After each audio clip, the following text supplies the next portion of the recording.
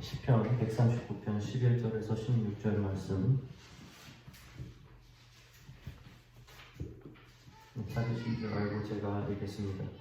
내가 혹시 말하기를 흑암이 반드시 나를 덮고 나를 부른 빛은 밤이 되리라 할지라도 주에게서는 흑암이 숨기지 못하며 밤이 낮과 같이 비추이나니 주에게는 흑암과 빛이 같음이니이다.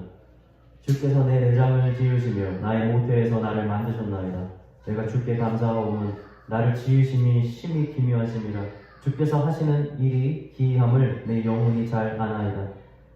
내가 은밀한 데서 지음을 받고 땅의 깊은 곳에서 기이하게 지음을 받은 때에 나의 형체가 주의 앞에 숨기지 못하였나이다.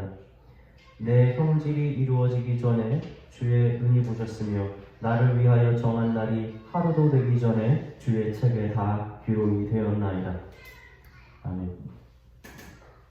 여러분, 오늘 설교의 제목은 이 거룩한 기다림입니다.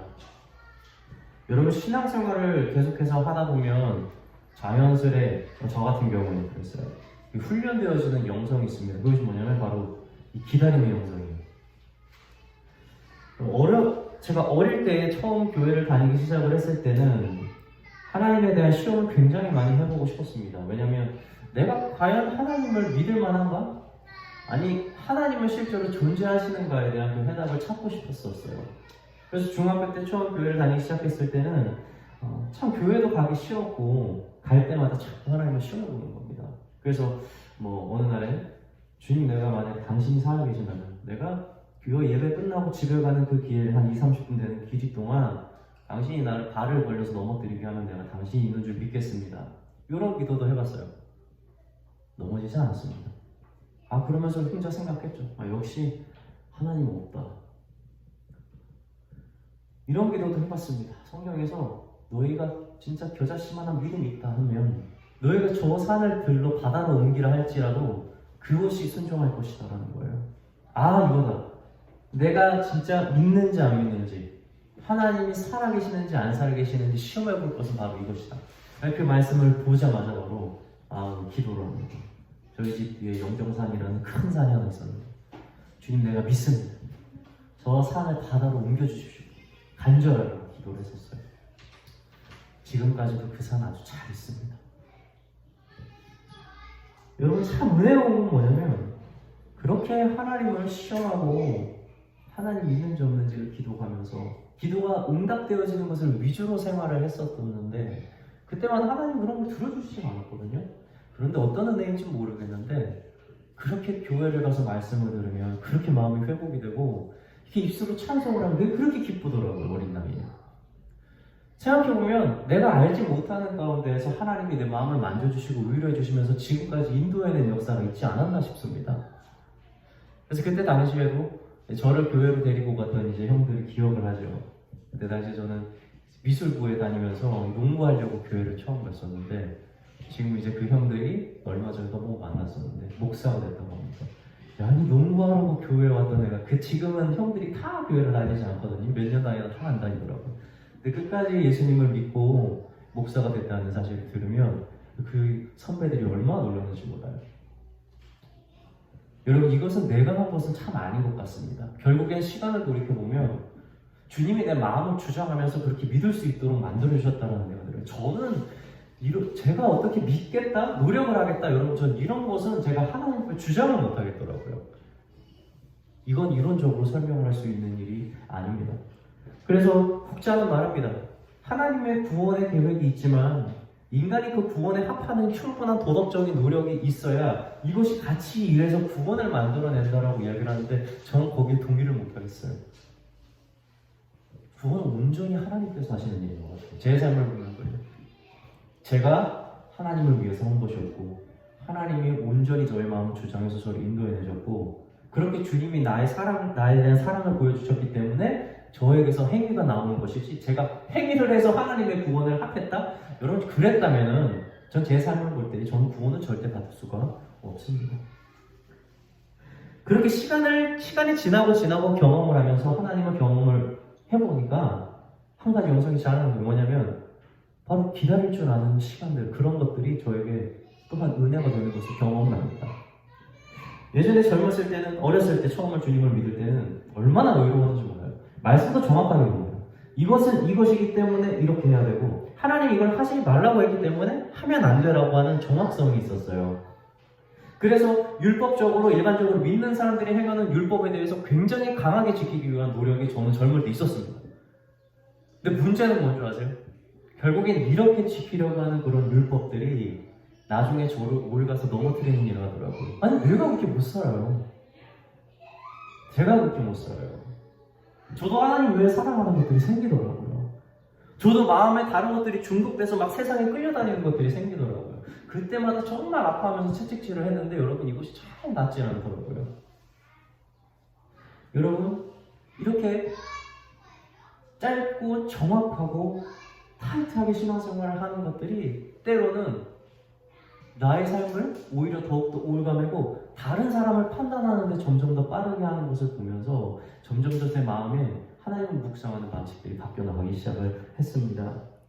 그래서 지금은 좀 그래요. 말씀을 판단하는데도 굉장히 느릿느릿하게 됐어요. 그렇게 하다 보니까 사람을 판단하는데도 굉장히 느립니다. 어지간한 일을 봐서도 사람을 판단하지 않게 되더라고요. 저는 잘 모르니까 그런 거예요.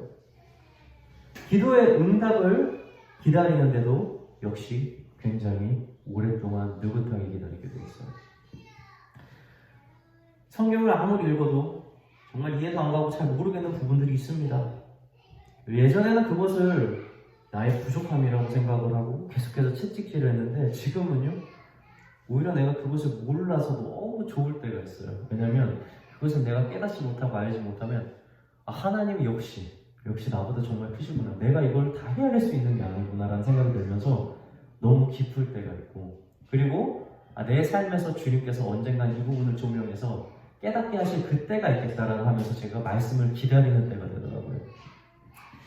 사랑하는 성도 여러분, 이처럼 우리에게는 하나님을 경험하다 보면 잘하게 되는 영성이 생기는 거예요. 그것은 뭐냐? 바로 기다림의 영성입니다. 어릴 때, 젊을 때, 처음 믿을 때는 하나님께서 응답해 주시는 그 순간이 기쁨의 순간이에요. 그래서 그것을 위해서 신앙생활하는 거예요. 주님, 내가 이렇게 기도를 하잖아요. 왜 가만히 있는 거예요? 응답해 주시면 기쁘죠. 당연히 기도가 성취되고 이루어지면. 그리고 그것이 신앙의 교제가 돼요. 그래서 이러한 신앙을 하는 사람들의 신앙 교제의 특징이 뭐냐면, 내가 이렇게 했더니 이렇게 주셨습니다. 내 삶이 이랬는데 이런 말씀을 주셨습니다가 되는 거예요. 뭐가 기쁘냐면 바로 하나님께서 나에 대해서 응답을 해주시는 것만 기쁜 사람들. 근데 여러분, 기다림의 영성을 가진 사람들은요, 하나님이 자신에게 정한 시간표가 있다는 것을 믿음으로 바라보면서, 여러분, 그 큰 믿음의 경륜 안에서 하나님이 지금 당장 응답해 주시진 않더라도 언젠간 응답해 주신다는 그 믿음의 확신을 가지고 그 순간까지 기다리는 기쁨을 얻는 자들이라는 거예요. 그래서 믿는 자들이, 신앙에 무르익어가는 사람들은 날마다 겸손하고요, 매번 감사할 수 있는 사람들이에요. 왜냐면 기다림의 기쁨을 하는 사람들이거든요. 여러분, 오늘 본문 말씀을 한번 보겠습니다. 시편 139편 16절 말씀 한번 볼게요.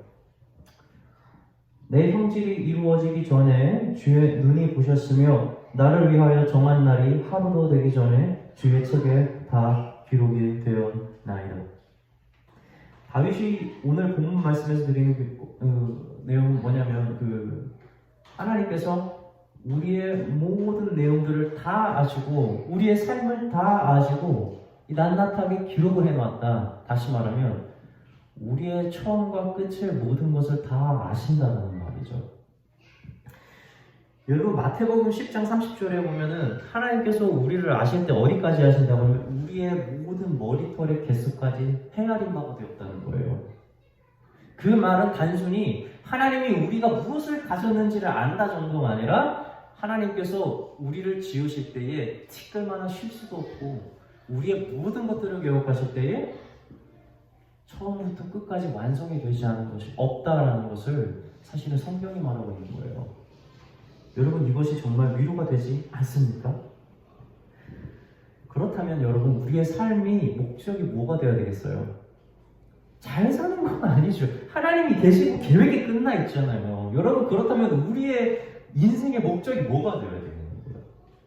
바로 하나님의 계획 안에서 그분의 시간표 안에서 그분이 우리를 통해서 일하실 그 순간이 올 때까지 기다리는 삶이에요. 신앙생활은 바로 그런 겁니다.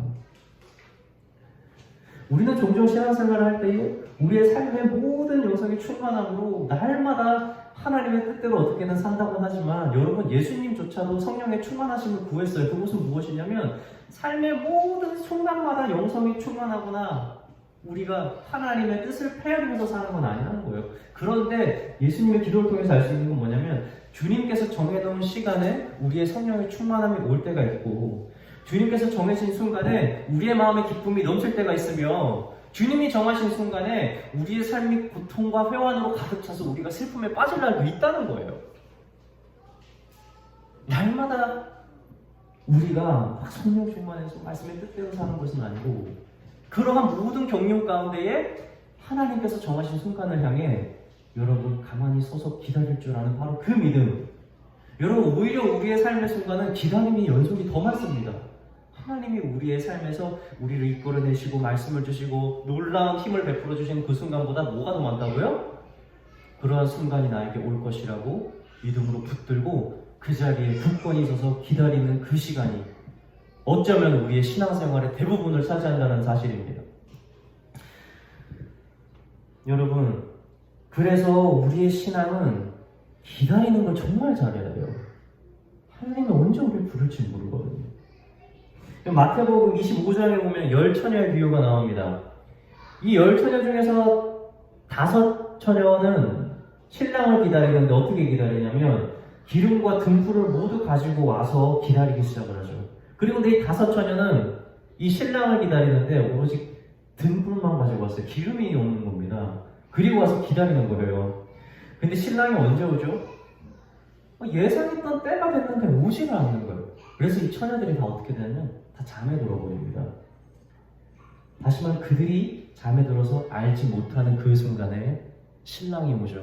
그래서 이제 잔치에 들어가야 되는데 어떻게 되죠? 이 5처녀는 기름이 있잖아요. 이제 바로 신랑이 오는 걸 바로 본 거예요. 아니, 눈을 뜨니까 신랑이 눈앞에 있는 거예요. 언제 올 거라고 예상을 못한 거죠.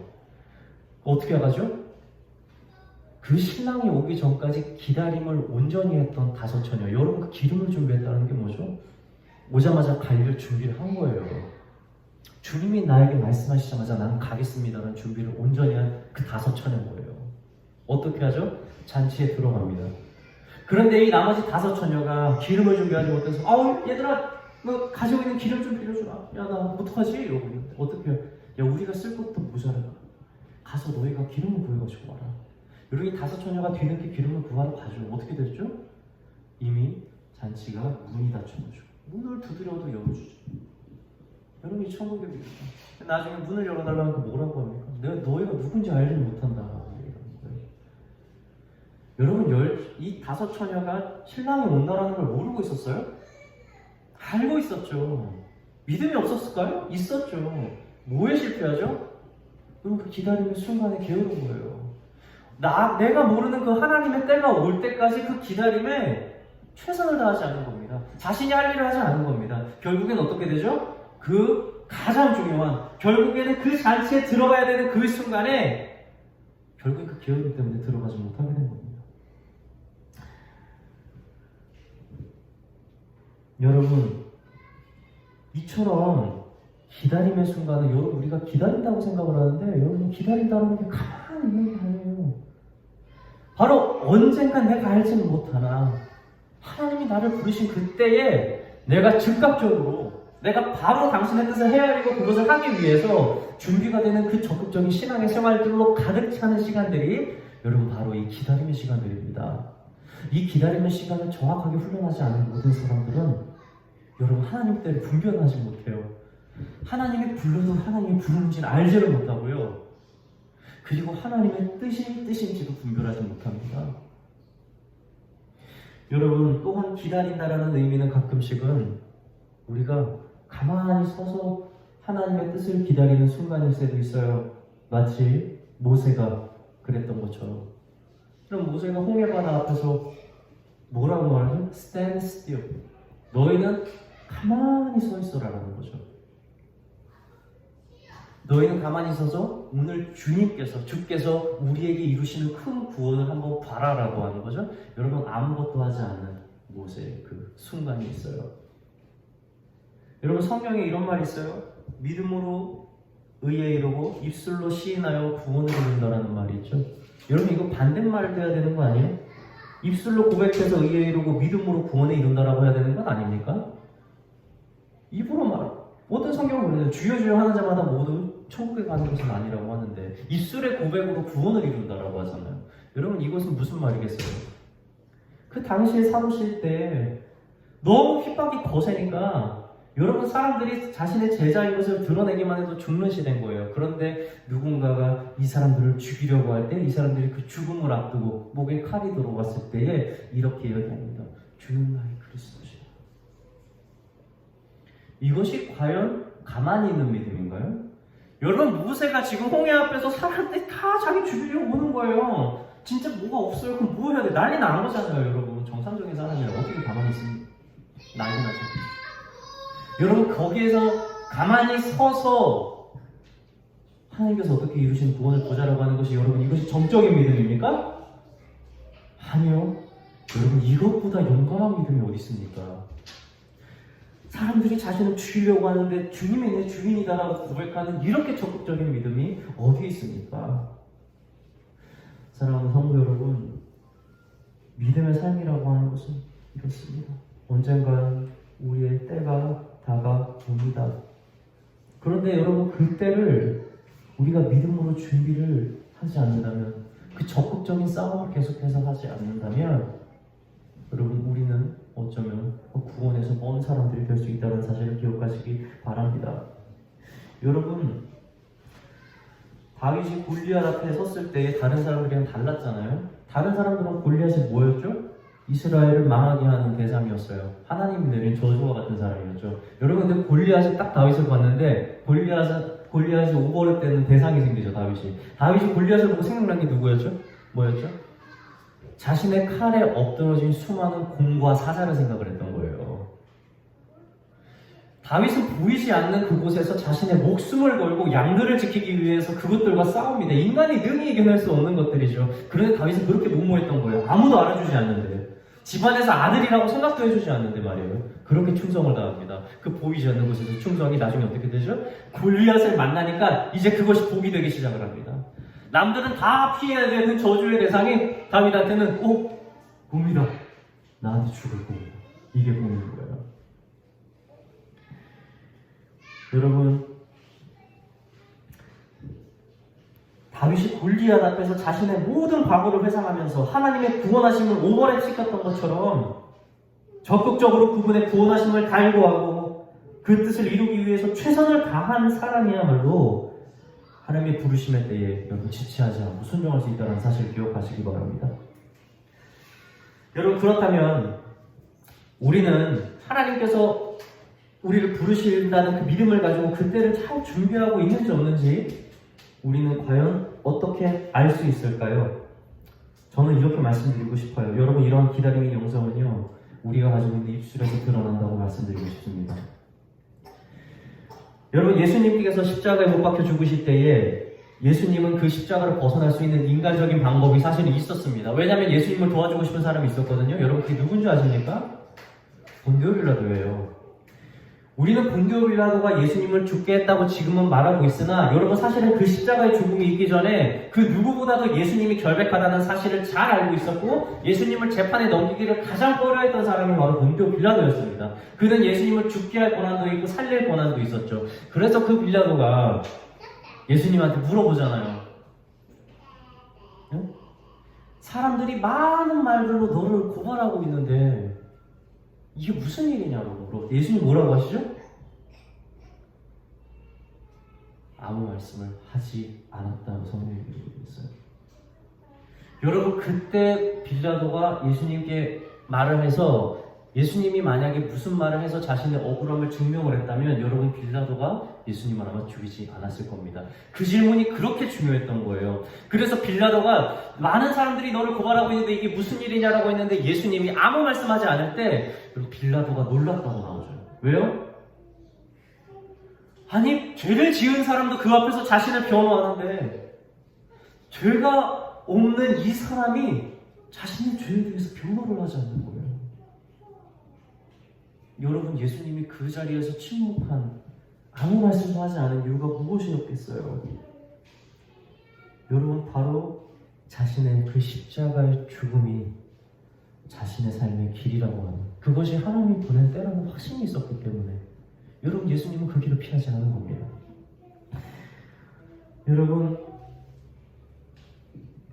십자가의 고난이 얼마나 고통스러운 건지 여러분, 예수님이 그걸 돌이키고 싶어하는 마음이 있었다는 걸 자신의 기도를 통해서 드러내셨었어요.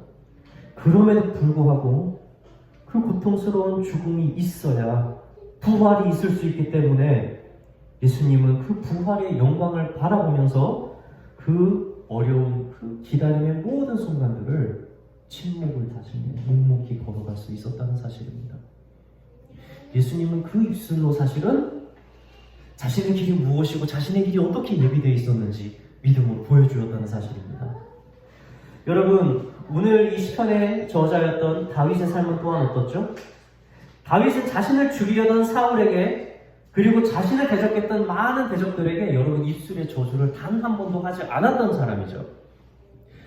여러분, 나중에 다윗이 자신의 사랑하는 아들 압살롬이 반역을 일으켜서 나라에서 쫓겨나와가지고 신발도 제대로 신지 못하고 막 도망을 가죠.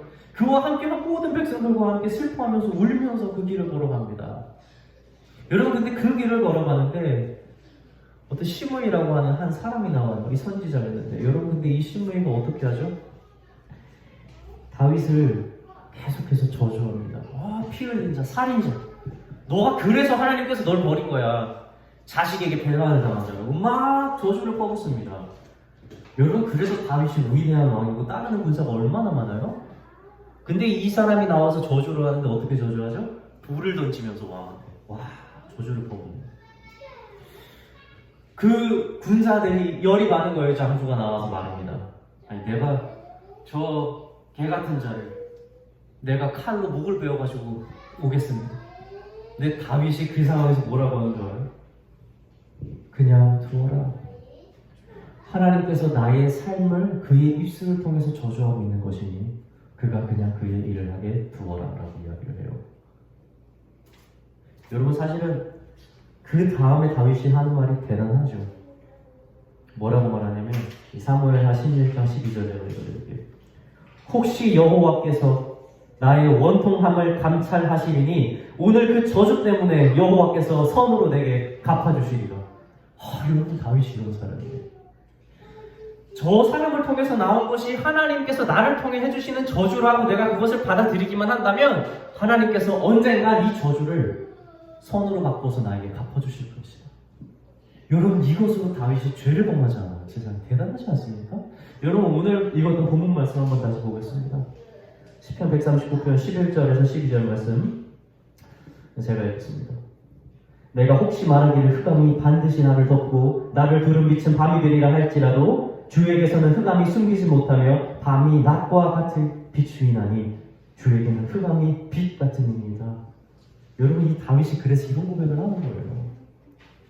그러니까 다른 사람이 지금 볼 때에 나의 이 고통과 내가 가고 있는 이 모든 길이 정말 모든 시체들이 쌓여있는 뼈 사이들을 걸어가는 이런 흑암과 같은 길일지도 모르고 나는 이제 끝났다 할지 모르지만 내가 살아가는 우리 주님에게는 흑암이 존재하지 않고 오로지 빛밖에 없어서 그에게는 어둠조차도 빛이다라고 말하는 거예요. 다시 말하면 누가 나를 대적하는지에 다윗은 관심이 없는 거예요. 오로지 내가 하나님의 편이 되고 하나님이 나의 길을 서주신다면 내가 반드시 승리할 것이라는 그 확신으로 여러분, 다윗이 끝까지 입술로 저주를 하고 입술로 죄를 짓지 않습니다. 사랑하는 성도 여러분, 다윗에게는 하나님이 내리는 거는 저주라 할지라도 축복이 된다는 것이 있었다는 거예요. 여러분, 저 2002년 월드컵 영상을 종종 여러분 TV에서 방영해 줄 때가 있어요. 그 당시가 얼마나 큰 일이었습니까? 우리나라가 최초로 4강이 들어간 거예요. 너무나 대단한 날이잖아요. 지금도 그때 추억이 너무 많이 떠올라요. 너무 재밌는 일들이 많았어가지고. 여러분들 2002년 월드컵 중에서 가장 기억에 남는 월드컵 게임을 아마 뽑으라고 하면 대부분의 국민들이 아마 이탈리아전을 뽑을 겁니다. 여러분 기억하십니까? 여기 이탈리아전에서 우리가 1대 0으로 계속해서 지고 있었어요. 후반전까지 계속 지고 있었거든요. 저는 아직도 기억이 납니다. 저희 아버지와 TV를 같이 보는데 아버지가 한 후반 30분 조금 넘어가니까 졌다고 그러고 그냥 등을 돌리고 주무셨거든요. 근데 그 후반 끝나기 얼마 전에 여러분 소리 지르는데 딱 찼는데 꼭 골이 들어간 거예요. 얼마나 크게 소리 지르는지 몰라요. 근데 저만 소리 지르는 게 아니에요. 밖에서 더 크게 소리가 들려요. 모든 집이 다 소리 지른 거죠. 후반이 끝날 때쯤. 그리고 연장전이 시작됩니다. 얼마나 긴장되는 순간이 많은지 몰라요. 너무나 위협적인 순간들이 많고 우리가 거의 다 질 것 같은데 여러분 연장전이 또 끝날 때쯤 안정환이 헤딩골로 그 골을 딱 넣는 거예요. 아주 그냥 난리 났죠. 여러분 그런 날이 또 있을까? 그렇게 소리친 날이 또 있을까 싶어요. 여러분 지금 생각하면 그때 당시에 그 긴장감과 그 걱정이 얼마나 많았는지 몰라요. 그렇게 소리를 쳤던 이유가 뭐겠어요? 그 모든 걱정을 떨쳐내니까 그렇게 기뻤던 거잖아요. 그렇죠? 근데 여러분 저는 그때 추억이 있어서 지금도 TV에서 그 이탈리아전이 나오면 저는 TV를 못 돌립니다. 멈춰서 봐요. 어떤 순간을 보고 싶어서? 우리나라가 그렇게 극적으로 이기는 그 마지막 순간을 너무 보고 싶어서 보는 겁니다. 여러분 걱정과 두려움 있을까요? 있지 않죠? 이미 승리를 알고 있는데 저희가 왜 떨립니까? 그냥 그 마지막 순간을 보고 싶은 거예요. 그 순간까지 갈 때에 모든 카메라에 잡히는 그 모든 관중들의 그 표정들 막 좌절하고 슬퍼하고 걱정하는 그 표정들을 보면서 저는 마음속으로 생각하는 거예요. 조금만 참아, 조금만 참으면 성경이 넣을 거야. 잠깐만 기다려봐. 넣고 기뻐하는 그 모습 보면 같이 기뻐합니다. 또 연장이 되면서 사람들이 막 난리가 나는 거예요. 조마조마해요. 그럼 저는 또 마음으로 외치죠. 조금만 참아, 조금만. 연장 마지막쯤 되면 안정환이 헤딩 쓰거든요.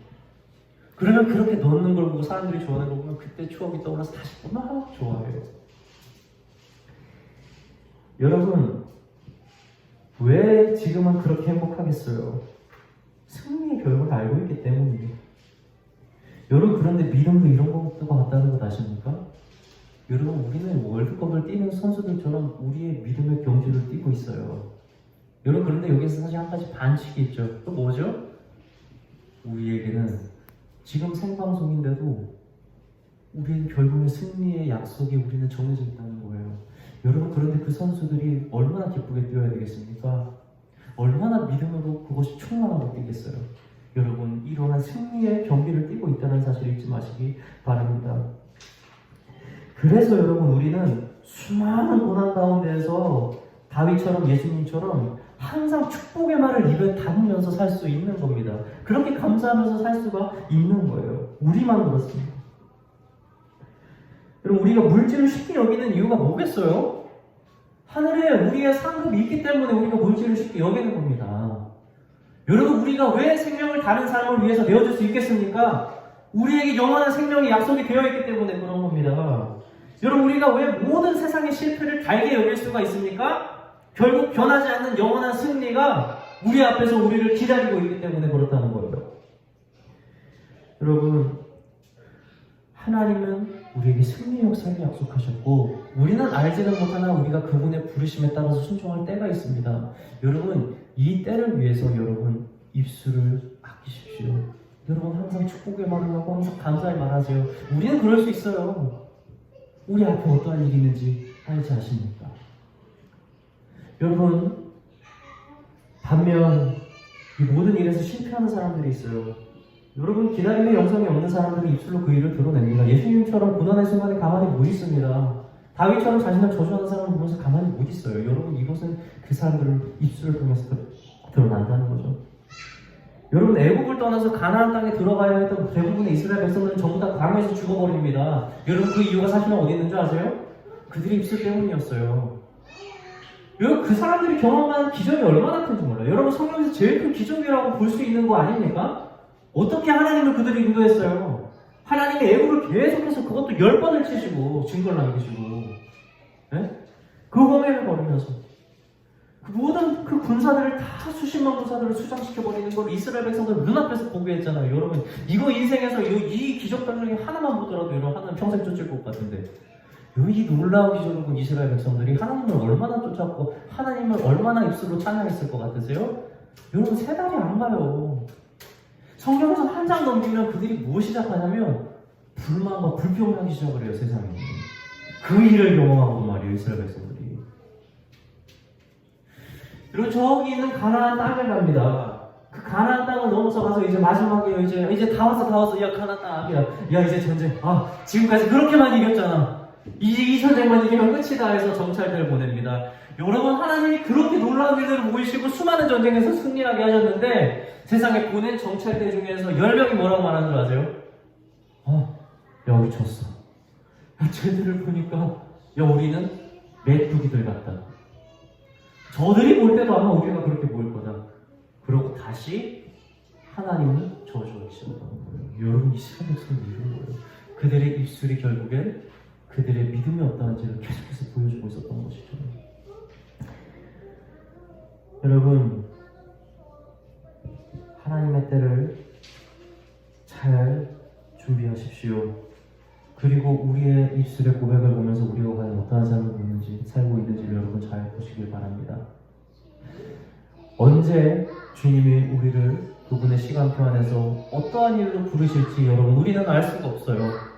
어느 날 우리에게 모든 것을 주실지, 어느 날 우리에게 우리의 모든 것을 가져가실지 우리는 알 수는 없습니다. 그러나 여러분, 우리가 우리의 삶 가운데서 하나님을 향해서 믿음의 충성을 다하고 보이지 않는 길에서 당신의 길을 계속해서 예배하면서 우리가 걸어간다면 여러분, 걱정하지 마십시오. 주님이 우리에게 어떠한 일을 하든 어둠이 빛과 같으신 그분께서 우리의 삶을 승리의 역사로 인도해 주시는 사실을 끝까지 붙들고 오늘도 믿음의 길을 걸어가서 다시만 선도될 되시길 주님의 이름으로 축원합니다.